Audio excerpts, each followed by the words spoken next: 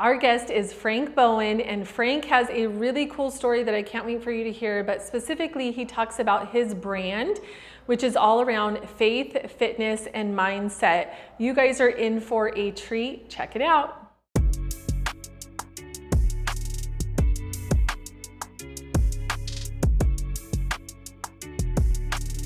All right, well, welcome, Frank. Thanks for being with us. So this is going to be really cool. So just a little bit of background for our audience. We know each other through working out at F45. And how long has it been? A couple of years, maybe 2.5 years. Yeah. I think so. Yeah. How many workouts do you have under you, by the way? I just hit 700. So like 70, I just 2 or hit 3. 600. Dang. Yeah. Well, we're excited, as Ryan was just saying before we started recording, we're excited to have you, and we want to hear all about your story, your journey, and kind of talk to us about what you're doing today. But before we jump into that, tell us, where did you grow up? So yeah, I grew up in South Georgia, down a dirt road on a farm. Sounds amazing, by the way. Yeah. It's like the very tip of Georgia, Yeah. the bottom southern tip, probably about 40 minutes north of Tallahassee, Florida. So nobody knows where Bainbridge, Georgia is, but if you know Tallahassee, that's kind of where we had to go go to restaurants and do things like that. And even then, 40 minutes? Yeah. Wow. So yeah, we were kind of a small town. Well, I don't know anybody that's beaten mine. 300 people. Oh, okay. Bainbridge is a little more than that. Like where my dad lives right now, it's called Climax, Georgia. It might actually be like 100. I mean, it's a small little railroad town, but yeah, just out in the middle of nowhere. That's cool. But yeah, that's quiet. That's You can kinda see the where stars at night.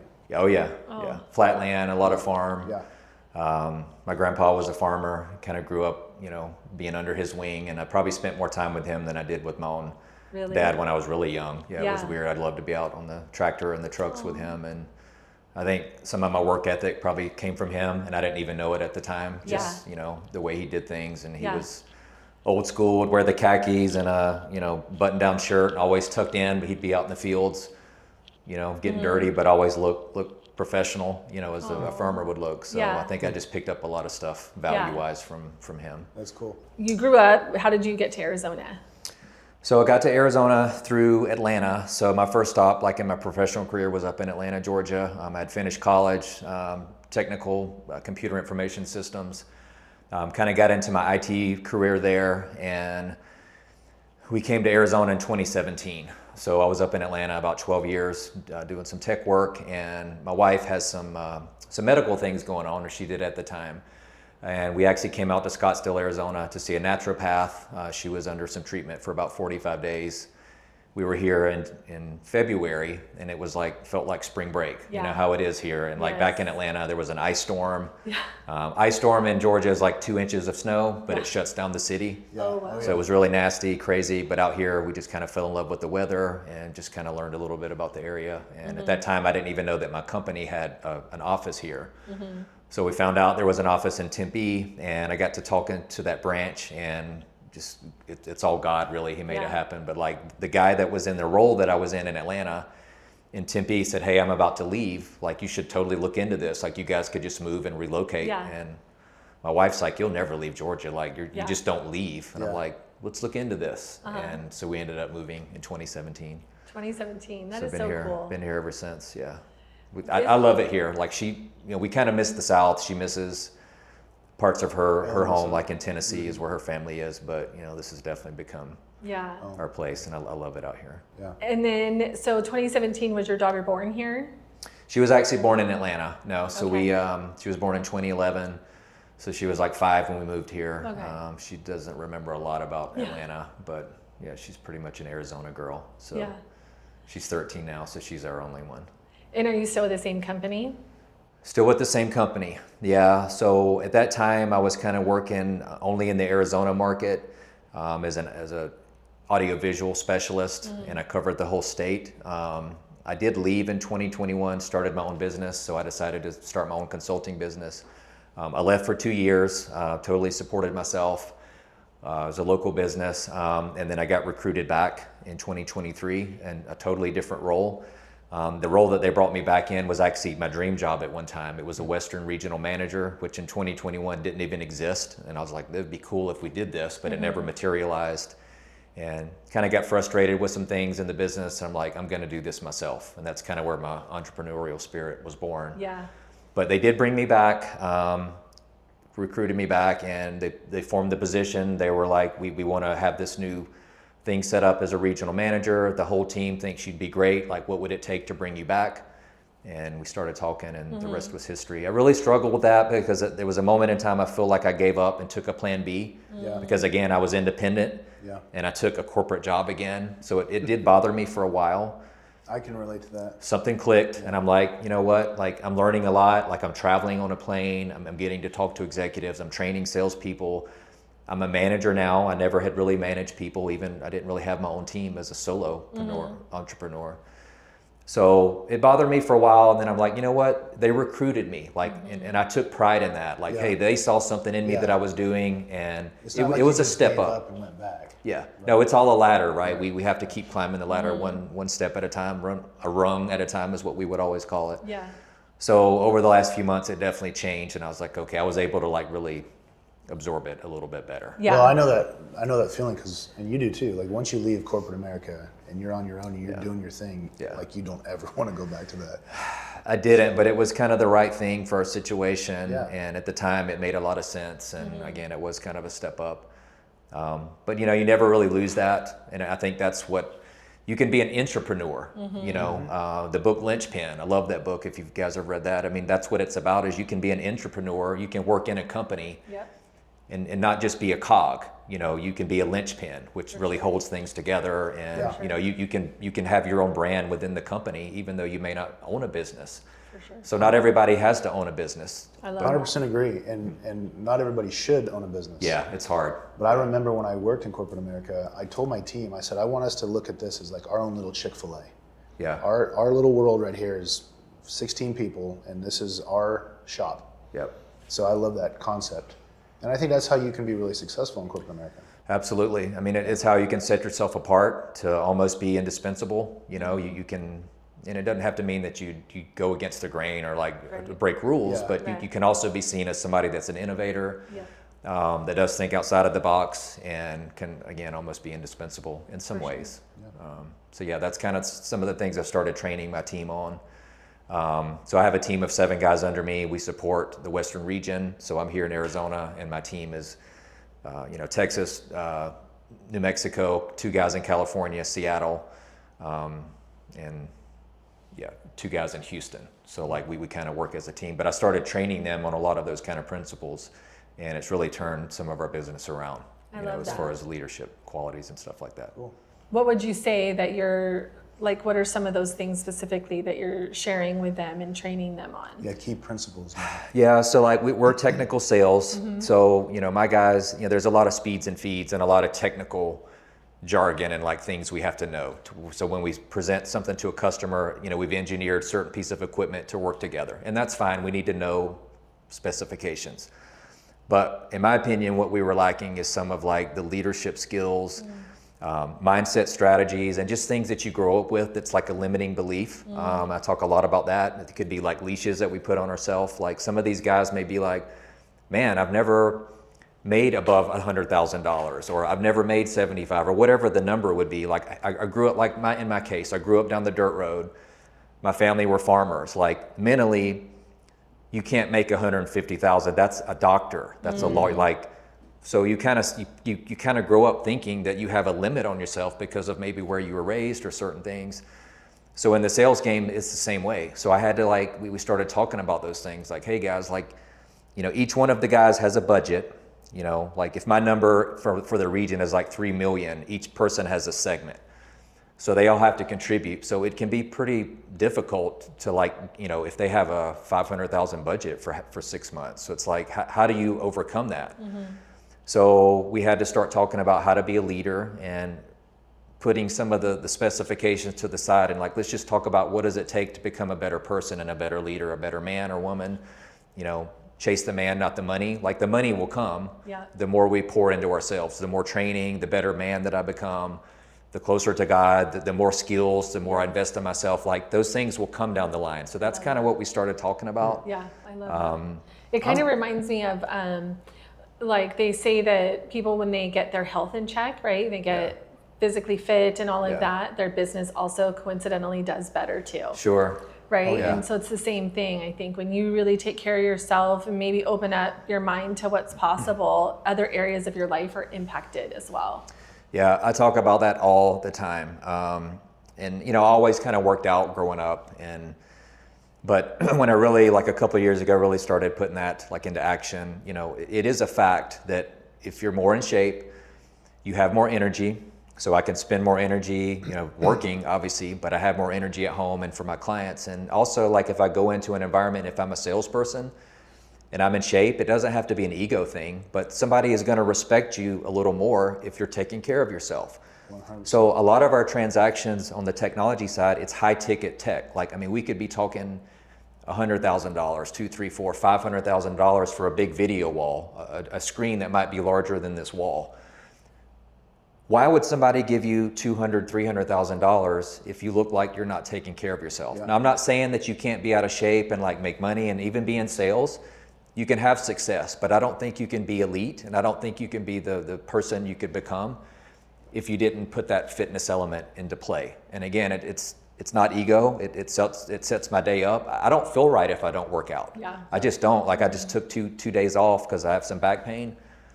I felt deflated, not like physically, but I'm like my mental, like getting up out of bed. I'm so used to like having a little breakfast and doing my devotion and getting out the door. Yeah. My whole day was wrecked because I couldn't go get that, what I get out of the gym. So I feel like the fitness is super important. Almost every single successful business person that I know of that's in really good shape says the exact same thing. Yeah. Because people are making judgments, whether they think they are or not. Sure. They're doing it. Yeah. And it's real. It absolutely is real. Yep. You walk into a room, if you guys are, trying to sell a home and I'm trying to sell technology, you're judged right away, and that's just the reality. Yeah. And it's about qualifying ourselves as much as it is the client. I talk a little bit about that too. Sometimes we have to check ourselves as we go into a room. Are we in the best, whether it's shape, are we in the best place mentally? Like, did I let the traffic that I just encountered on the way here, did I let my previous meeting interrupt my energy that I came in with? So it definitely is an energy thing. Mm-hmm. And you're going to pay for that now or later. People say, I don't have time. But like, when are you going to have time? Like if you're 60, 70, 80 and you're not working out, you're losing bone density and you lose, you're going to wish that you put the time in now. That's why the no pain, no gain thing exists. Like I was at a signing appointment last night and I started to yawn. And I realized I'm sitting still for the first time today. Yeah. And I'm in trouble come 4 o'clock if that happens. So I immediately had to get my energy level figured out because I didn't want her to think that I was just Yeah. So motion creates energy. Yeah. That's the whole thing where people are like, I don't feel like I can work out, or like it's it's too much energy, or like it's too much effort. But that effort creates the energy you need. It's like, so I'm a 5 a.m. person.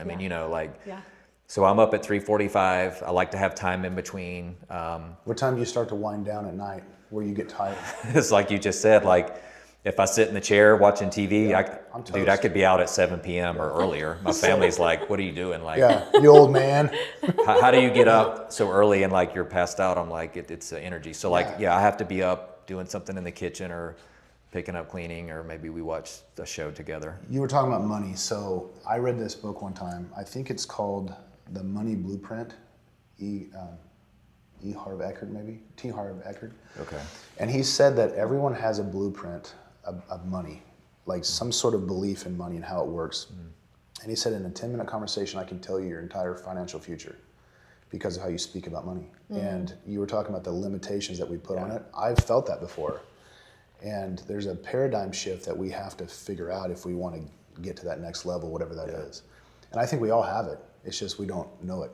Yeah. I think that we have that in every area of our life. Going back to the health thing, I think we have that in our health thing too, right? Sure. Like, it's just my genetics, or it's just this, or it's just that. And it's like, at the end of the day, you can make a choice.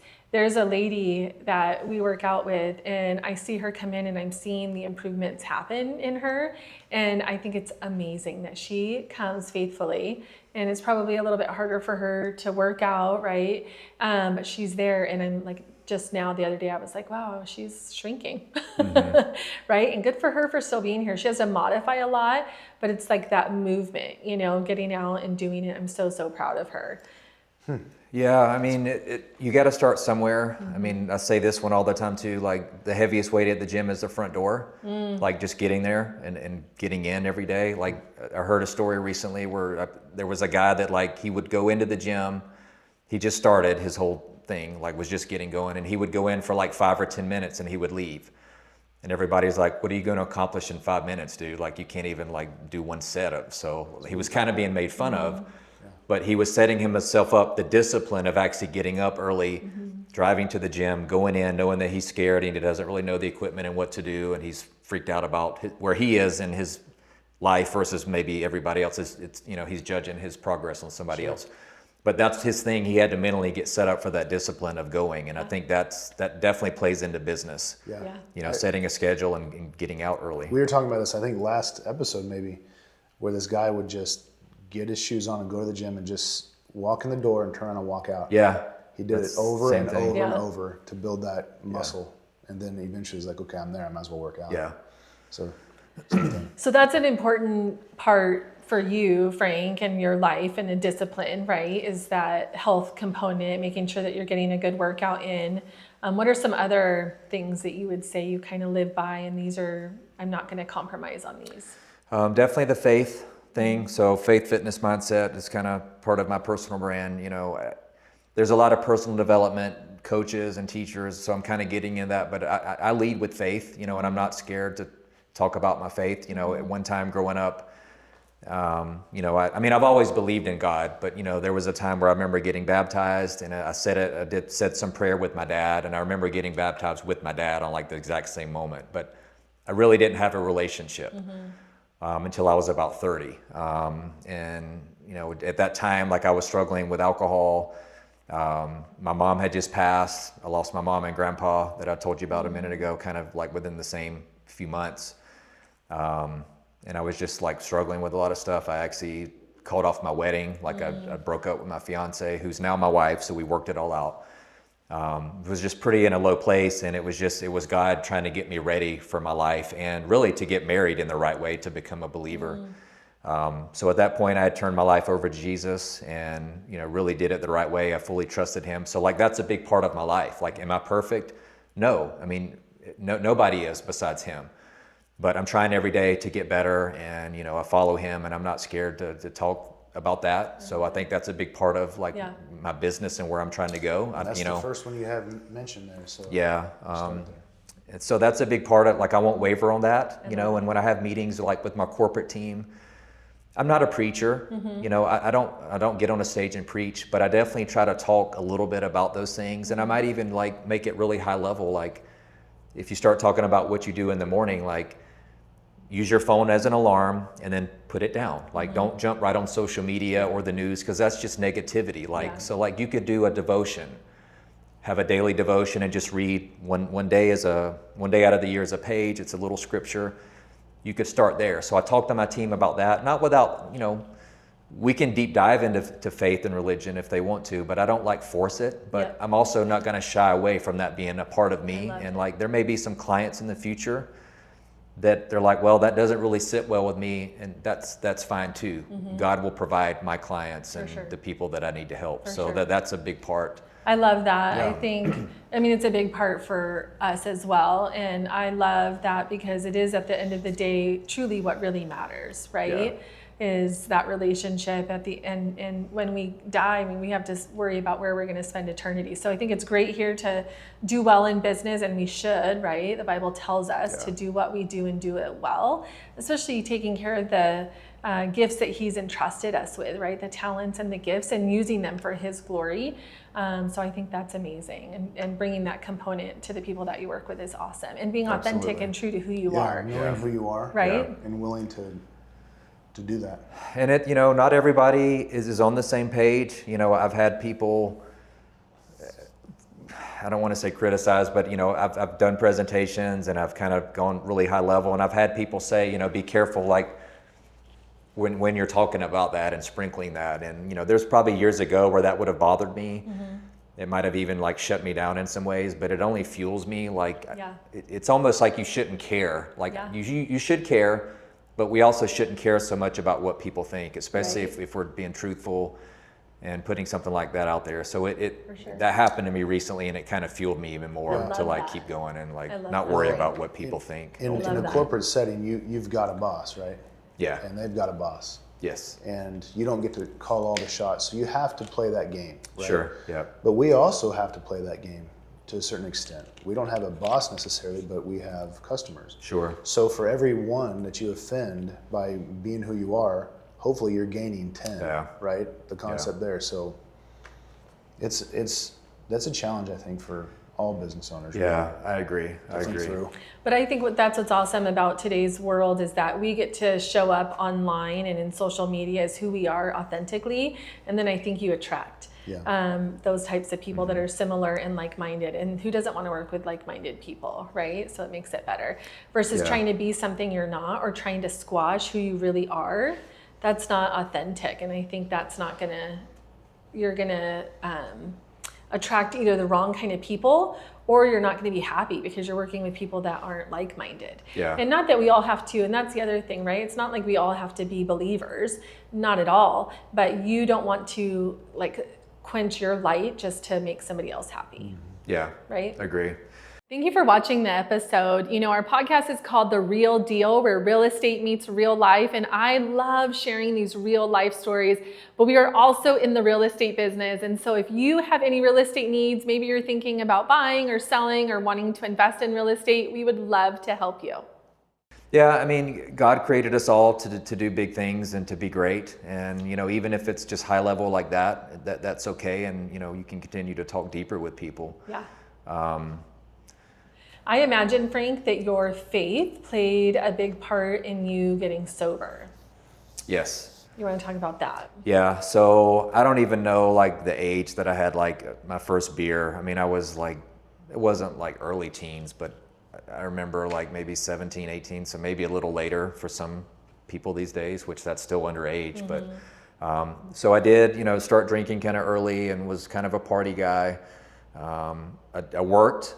I was able to actually advance in all of my jobs, which is the weird thing. And I've talked about that. Like that's absolutely God having his hand on me and knowing that he had a better plan. And then, like I said, my grandpa, some of the work ethic. So like I continued to like do well in jobs and I would advance. But man, I partied. Like I tried just about every other substance there is. You know, I was like a big club guy, like in Tallahassee. Like I was staying up all night doing stuff, like driving all the time I shouldn't.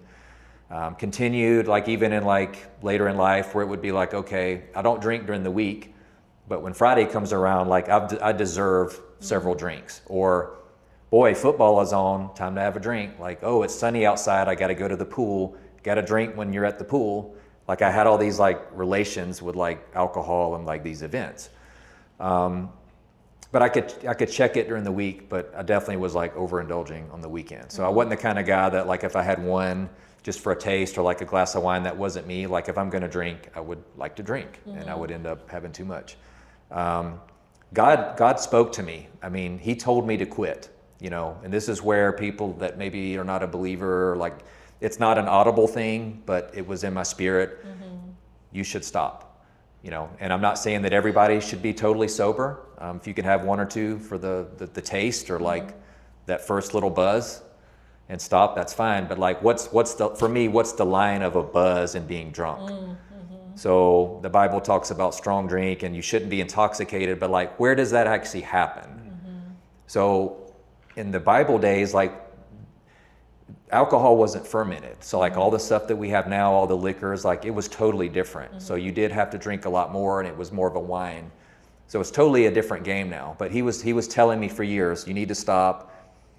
And I didn't listen. I put it on the shelf. Okay, I'll give you these things. But this here, that's me, like drinking. I deserve that on the weekend. I've worked hard, like I'm still successful. I had a good job. I was advancing at the company. But I'm going to put this thing over here. Like you don't mess with that. How was he telling you? In my heart, scripture, different scriptures would come up, different sermons, like people would give me things like, there was one, Johnny Hunt, a lot of people may not know him. He's just like this pastor in Georgia, and he had this whole sermon about the fermented alcohol, and that thing spoke to me like God was right there in the room, and it was about like I just said, like alcohol is different now, and some people just need to be a teetotaler. It's called, like totally like nothing. Yes. Yeah. And it's just something I felt very strongly that I should do. I had almost forgotten about this. Like I had actually quit for like almost 30 days, and I was always kind of drawn to like helping people and like doing stuff that like, I had this idea like I should go down to more homeless shelters and give out food and stuff. And like there was some event that I think our church was doing like on a Saturday, and I ended up drinking on a Friday night and like didn't feel like going. And like I had almost made it 30 days. So I'd actually tried quite a few times to like stop. And I ended up not going to that thing, and it was just like a total mental, like just a total disaster. I'm like, wow, like I totally blew it. Like I didn't feel like going. Yeah. So I still didn't quit for years. Even into my 40s, like, so I was still working out, but like what happened is like my health was debilitating. So I really feel like God is like, okay, smarty pants, like you're not going to listen. Let's take your health. Yeah. So like, all of a sudden I'm like gaining all this weight, and like I'm just drinking the same stuff. I'm drinking beer and like, you know, vodka, which is heavy sugar. I really feel strongly like God is like, okay, I'm going to like take away your fitness and your health. And I was gaining weight, and like, I was feeling like crap, and I'm like, it's just time. And my wife and I actually quit on the same day. So both of us are right at 7 years. So December this year will be 7. So it's been almost 7. Wow. And I dropped like 25 pounds, like just like that, like just from in like 40 days. Yeah. Like it's You're crazy. welcome. You're welcome. So feel a lot better, and you know, I'm be 48 this year. I feel better than I ever have. So I just feel like that's been a big contributor. And maybe that's not for everybody, you know, if you can keep it in check. But for me, it was very clear. It's not good for me, and it was better to just be total. So Abstinent. Frank, what would you say, because I think about who's listening, right? And maybe they're struggling with something. Maybe it's not alcohol, but maybe they're lying, they're cheating, they're addicted to porn, like any of those vices. What would you say to them? If they're struggling and they want to stop, they know they shouldn't be doing it, what would you say? I would say, you know, you have to really talk to God about that. And I mean, that could go a couple of different ways. I mean, we can't let the past dictate us, and we can't live in the past. You know, we have to live now. So you could dwell on, oh, I've always been that way. I've been addicted to this or that for all these years. Like, you really have to start today. I think you have to want to do it. And I think you have to really get God's help on your side. So that could lead into, you know, praying more to God. If you are already a believer, maybe turning those things over to Him. You know, so if I'm a believer and I'm struggling with something, you really have to put it at Jesus's feet and like pray about it and say, hey, I'm ready to give this up. But it also has to be your own choice. Yeah. Some people can continue doing the things they're doing, and it's because they're not ready to make a choice. But you know, you have to lean on God for the help, because stuff's really hard. Yeah. I'd say if you're not a believer and you're struggling with those things, that's where I would start, because getting God's Spirit in you, that's what it is to be a believer. You know, if I just believe in God and that He created things, that's just not good enough. You know, I really need to turn things over to Jesus, and you trust that He is who He says He is, that, you know, He lived a perfect life, was crucified, you know, He was put in the tomb. In 3 days He rose again. There's 500 people that witnessed that. That's not just some make-believe. People saw that. It's truth. And, you know, He's God's Son, and He's the only way that we get to heaven. Like, God is perfect. We can't really have a relationship with Him. His Son is the way that we get there. So you have to start there, is what I would say first. Otherwise, maybe you conquer some demons, and there's people that quit alcohol when maybe they're not a believer, but it would be much easier. So just because that was my experience, I would say you need to have that faith, because we all could die at any moment. Right. I could get in a car accident going home. We're not guaranteed to live to 80, 90, 100 years old. Today could be the day. And how do you know that you'll get to heaven? Yeah. The only way to truly know is to have a relationship with Jesus, and to know that you're saved, and He's the only way. So that's where I would have to start. I love that. Frank. I think answering that. So I love that. Thanks for sharing that. And you know what? How cool would that be if someone listens to this and they're like moved to want to have their own relationship with the Lord? That's awesome. So that's a big part of what you how you live your life, right? And keeps you grounded, I would say. What are maybe some other principles that you live by? So health is important, your faith is important. What else? So probably the last year, so I've been doing my own self-development, probably the last year and a half. I really started developing myself, spending money on myself, having mentors and stuff. So maybe the mindset piece, you talked about it a minute ago about like your earning and what you're worth. You'll never out-earn your own self-worth. So that's where that mindset and the thing I talked about earlier is, you know, I could have a value in my head that I'm worth whatever the number is, 100,000, 75. And if I don't value myself more than that, I'll never make that. Right. You just won't. You'll stay in a dead-end job. People might stay in a job that they hate much longer. And there's nothing wrong with retiring at a company if you're happy, but if you're not happy, you might need to evaluate why. Like you might think that you're only good enough to be this position and I could never own the company. I could never be the top producer. So that's kind of where that mindset comes in. And it's about believing in yourself, you know. We have to believe in ourselves before anybody else will.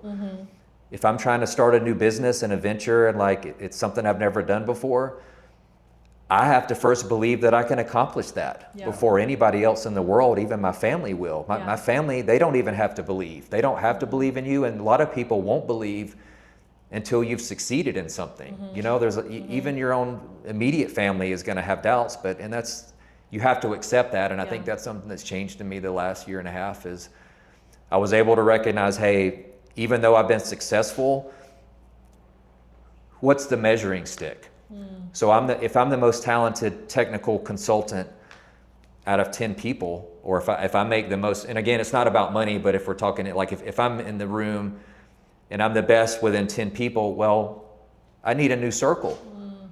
I need a new circle like to help warm me up. Ed Milet talks about this. I talk about this like almost every time I do training, like the thermostat thing he talks about, where, you know, if it's 100 degrees outside and I want the temperature to be 75 in here, I adjust the thermostat. It's kind of like, and it's like the identity of your life. Like your identity is rooted in what you believe about yourself. For sure. So if I only believe I'm worth X amount, that's all I'm ever going to be. Or if I'm, the alcohol thing, if I'm in a room with 5 alcoholics and that's who I'm hanging out with day in and day out every single day, I'm going to probably become the 6th. Hey, if I want to get in shape, I need to find some people like you, go to the gym. I'm going to probably, that's going to rub off on me. So that's what that is getting above your circle. Every day. Yeah, I'm big on that. Who you surround yourself with is who you will be. But what's equally powerful is you can change that by getting in different rooms and getting around different people. And one of my favorite things is getting around people that think bigger or think differently than me, because it expands my mind to what's possible and what's out there. Because I think we all have those limiting beliefs that want to hold us down. The other thing I would say, and I think people really need to pay attention to this, is if you have that little voice inside of you that's whispering and telling you, you should do this, right? That you should listen to it. I think one of the things that's helped me be successful is listening to that voice and going forward just because I felt like this is what I'm supposed to do without overanalyzing it. And because if I were to look at it and say, does this make sense? Do I have all my ducks in the row? I never did. And it never made sense. But those steps of faith, because I felt that spirit moving inside of me, telling me to go do it, have led to like amazing things. Well, so believing in yourself and believing that you're going to get help from God to do it. Like the best example I can think of that you reminded me of when you said that was years ago in my corporate world, I spent a lot of time in interviews, and we would, there'd be let's say 50 people would apply and 10 would get selected for the interviews and 1 would get the job. All 10 of them could have done it, right? That's how they got the interview, but only 1 of them got it, and almost always it was because that person had what we would call the it factor. Like they just stood out for some reason. And over time I started to think, okay, well, what is that it thing? Like how do you define it? And the best way I can describe it is it's a combination of humility and confidence. I'm humble enough to know I don't have all the answers, but I'm extremely confident in my ability to figure it out, and I will do it.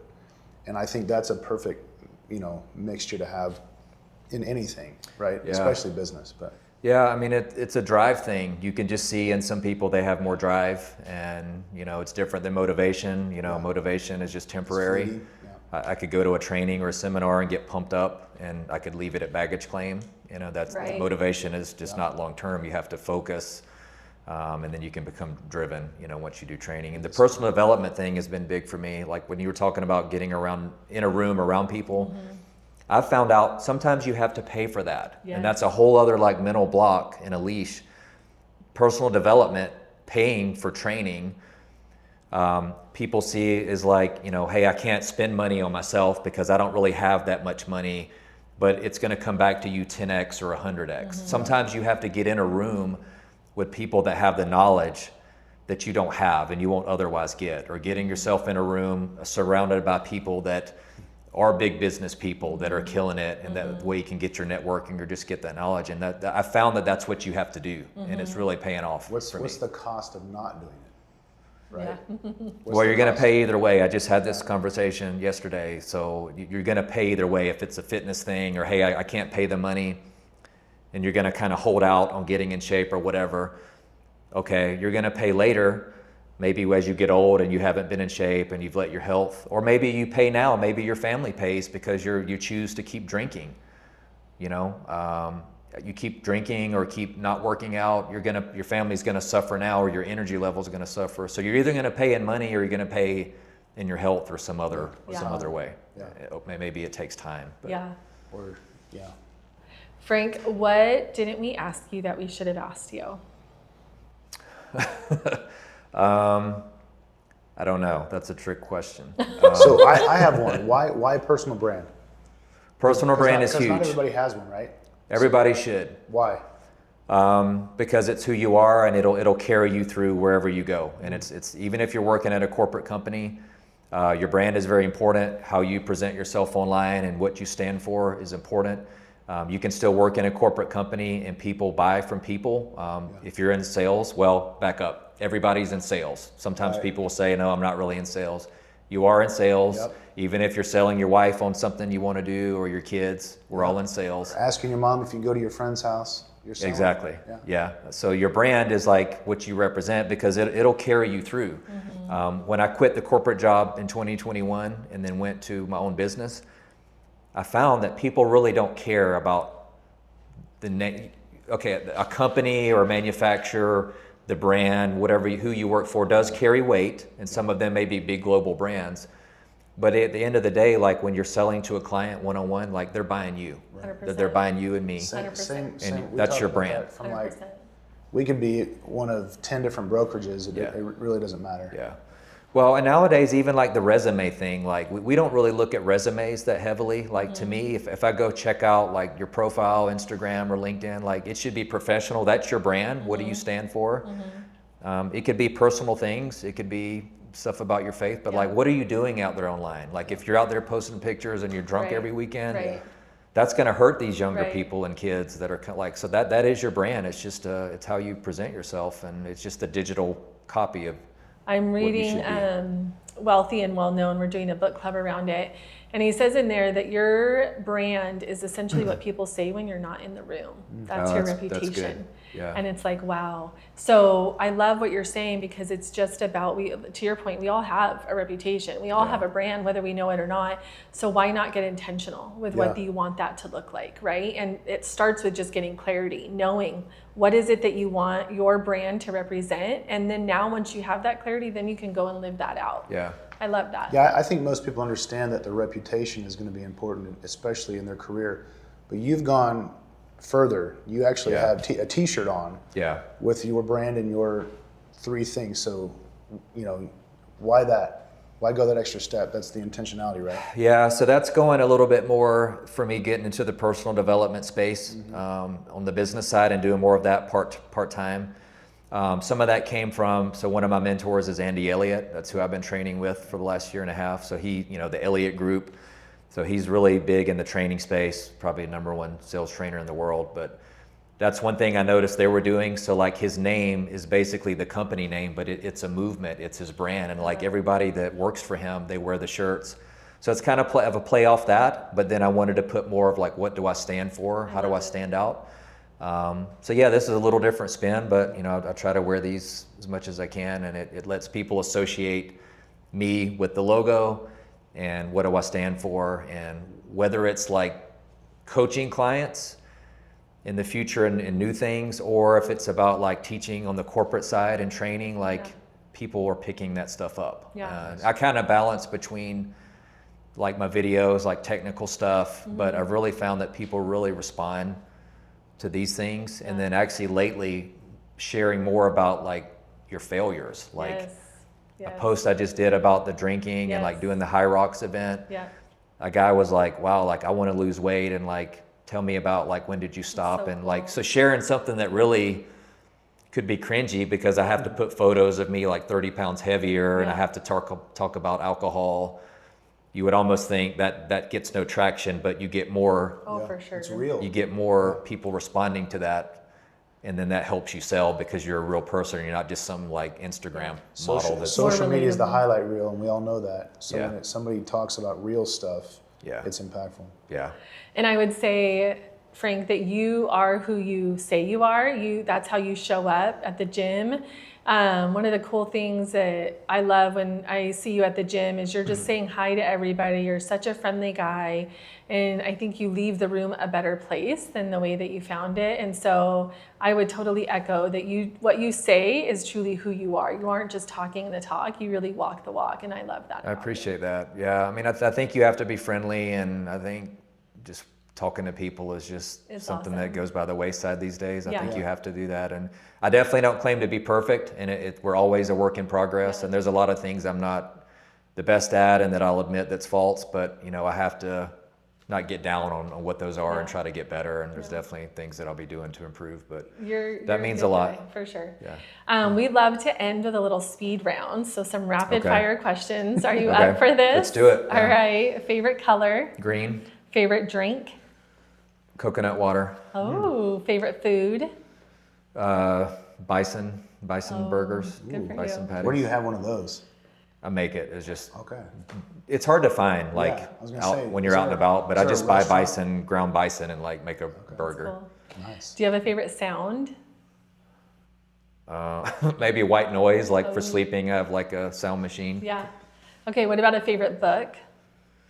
Power of One More by Ed Mylett. Yes, so good. Yeah. I shared one time, side note, in the gym, I had just come back from hearing Ed talk about the power of one more, and I was so like pumped, and I like shared it with everybody at the end of our workout. And it was like, but truly, if we all just did one more rep each time, right? Anyways. That one was our theme, like on the corporate, so for my guys, like our last fiscal half, that was kind of our theme. And it was based on that, of like doing one more call, talking to one more. His story is amazing. Salesperson, Do you have a favorite scripture? Matthew 5:16, it's actually on my shirt. May your light shine among men so they will see your Father, so they will see your good works and glorify your Father who is in heaven. Love it. Nice. Totally froze. You got it. Good. Yeah, good job. Yeah. And then, do you have a favorite podcast? Maybe this one. I don't know. Ed Mylett is probably my favorite. Okay. Gotta be that. I'll go running and walking all the time to that. Yeah. And then last but not least, a favorite vacation. Fort Myers Beach is kind of our spot, South Florida. That's like our favorite part of the world, and don't get there enough, but that's it. That's awesome. Yeah. Thank you, Frank, for sharing with us and sharing your story, and I think truly inspiring somebody that was out there listening, whether it was in their faith and their fitness journey, getting their mind right, maybe getting a coach. Like, I just think there was so much little good wisdom that you shared. So thank you. This was fun. Awesome. I love it. It's good. Yep. Yeah. Thank you guys for having me. Thanks for listening to the Real Deal podcast. Be sure to like and subscribe, and you can follow us on social media at the Home Selling Team AZ.